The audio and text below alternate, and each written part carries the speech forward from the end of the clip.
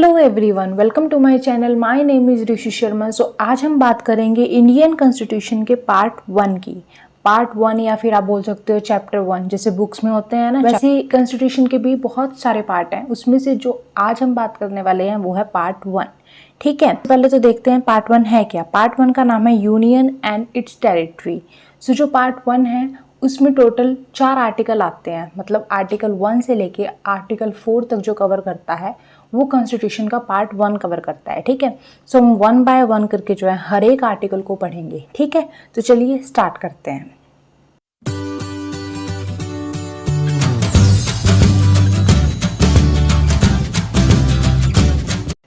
तो सबसे पहले देखते हैं आर्टिकल 1। आर्टिकल 1 में मेनली 3 ही चीज़ों की बात की गई है। ठीक है, सो हमें सिर्फ 3 चीज़ें याद रखनी है। क्या क्या? सबसे first name of the country, second one type of polity and third one territorial area of the country. अब इन 3 चीज़ों में है क्या, ठीक है, वो देखते हैं। सबसे फर्स्ट हमने जैसे कि बात की थी name of the country. Name of the country में क्या लिखा है? नेम ऑफ द कंट्री में लिखा है इंडिया, डेट इज़ भारत। मतलब हमारे देश का क्या नाम है उसका जिक्र किया गया है। अब हमारे देश का नाम इंडिया भी है, हमारे देश का नाम भारत भी है, जो कि संविधान में लिखा गया है। ठीक है, अब ये 2 नाम किस लिए? तो जब हमारा कॉन्स्टिट्यूशन बन रहा था तो जो कॉन्स्टिट्यूशन असेंबली थी उसमें जितने भी लोग थे उन्होंने, आधे लोगों ने सजेस्ट किया कि हमारे देश का नाम भारत होना चाहिए। ठीक है, और आधे लोगों ने बोला कि नहीं जी, मॉडर्न नाम होना चाहिए, तो इंडिया होना चाहिए हमारे देश का नाम। अब करें तो क्या करें, इंडिया नाम रखें या भारत नाम रखें? सो वोट्स के हिसाब से 50-50 मान लो। सो दैट्स वाई हमारे देश का नाम इंडिया भी है और भारत भी है। ठीक है, जैसे हम बोलते हैं ना भारत माता की जय। ठीक है, और जनगण मन में भी भारत आता है, और इंडिया तो हमें सबको पता ही है कि हमारे देश का नाम इंडिया है। फर्स्ट वाला हमने क्लियर कर लिया। अब देखते हैं सेकंड पॉइंट। सो अब बात करते हैं टाइप ऑफ पॉलिटी की। सो पहले तो मैं बता दूं, पॉलिटी 2 टाइप्स की होती है। ठीक है, federation of state, union of state. जो हमारा देश है, हमारे देश की पॉलिटी कैसी है? यूनियन ऑफ स्टेट है। सबसे पहले तो इसका मीनिंग जान लेते हैं कि इन दोनों में डिफरेंस क्या होता है। फेडरेशन ऑफ स्टेट क्या होता है?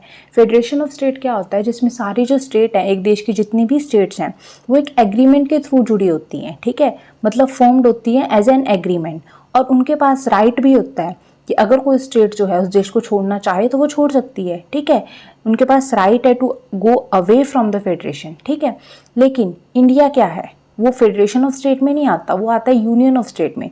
यूनियन ऑफ स्टेट में ऐसा कोई भी राइट किसी भी स्टेट के पास नहीं है कि वो जो है अपने देश से अलग हो सकती है। ठीक है, मतलब जो हमारा इंडिया है वो एक राज्यों का संघ है, एक ग्रुप है, यूनियन ऑफ स्टेट है। ठीक है, जो इंडिया के अंदर जितनी भी स्टेट हैं वो इंडिया के अंदर ही रहेंगी। उनके पास ऐसा कोई भी राइट नहीं है, किसी भी एग्रीमेंट के थ्रू नहीं वो जुड़ी। ठीक है, सो उनके पास ऐसा कोई भी राइट नहीं बनता कि वो जो है अपने देश से, इंडिया से अलग हो सकती हैं।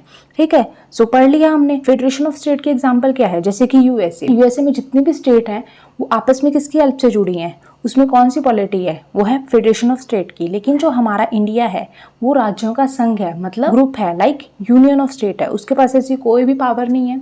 ठीक है, तो दूसरी बात से हमें ये पता लग गया कि जो हमारे इंडिया की पॉलिटी है वो है यूनियन ऑफ स्टेट की। ठीक है, मतलब भारत जो है वो एक राज्यों का संघ है। अब बात करते हैं थर्ड पॉइंट की। सो थर्ड वन बात करता है territorial area of the country.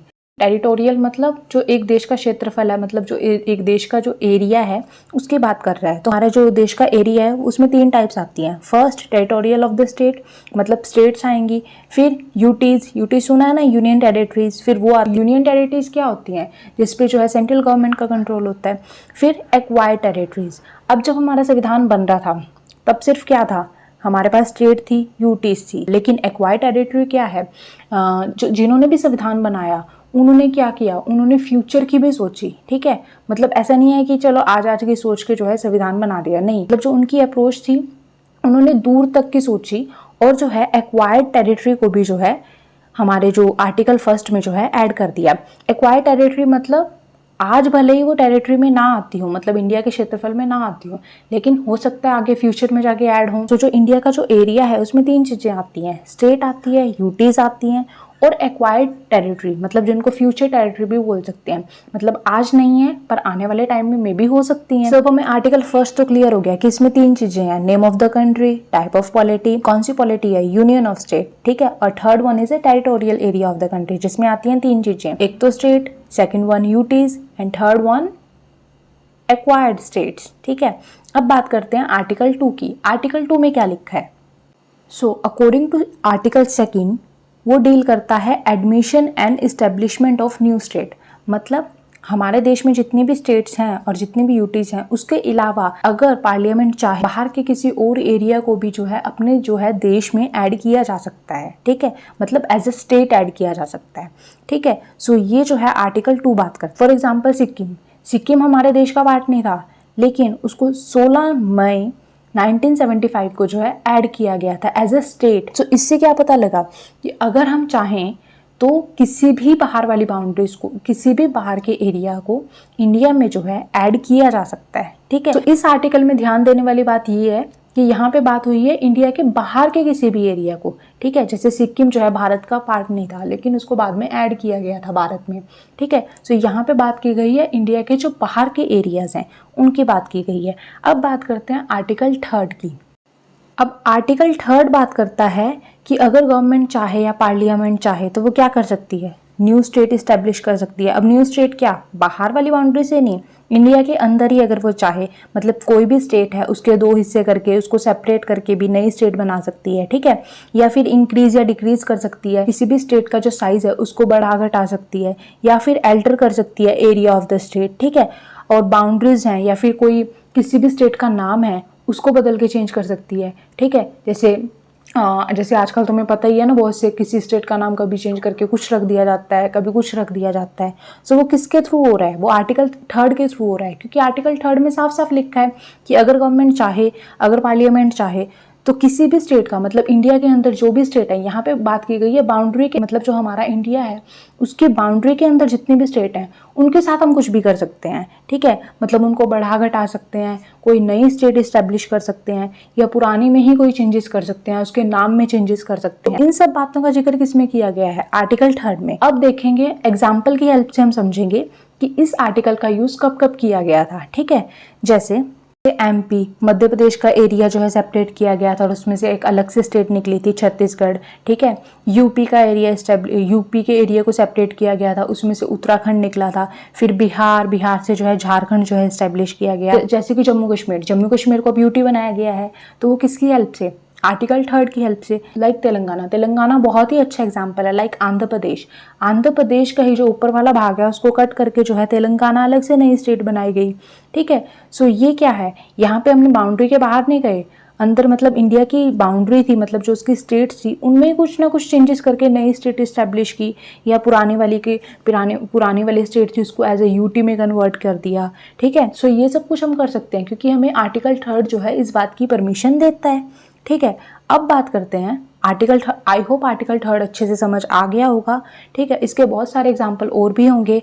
अब बात करते हैं आर्टिकल 4 की। ये बहुत ही सिंपल सा आर्टिकल है। इसमें क्या बोला गया है कि जो आर्टिकल 2 और 3 जो अभी हमने पढ़ा, अगर आप उसको इम्प्लीमेंट करना चाहते हो तो आपको कोई भी कॉन्स्टिट्यूशन अमेंडमेंट करने की जरूरत नहीं है। आपके पास 2 ऑप्शन है, या तो बाय सिंपल मेजॉरिटी, मतलब जो 50% बहुमत है उसके द्वारा किसी भी जो है आर्टिकल 2 या 3 को जो है इम्प्लीमेंट कर सकते हो, या फिर बाय ऑर्डिनरी लेजिस्लेटिव प्रोसेस के द्वारा। मतलब आपको कोई भी अमेंडमेंट करने की जरूरत नहीं है। क्यों नहीं अमेंडमेंट करने की जरूरत, जो आर्टिकल 2 और 3 है उस पहले ही आर्टिकल 360 के बाहर रख दिया गया है, ठीक है। तो वो तो उसमें इंक्लूड है ही नहीं, तो जब वो उसमें इंक्लूड नहीं है तो आप उसमें अमेंडमेंट कैसे करोगे, ठीक है।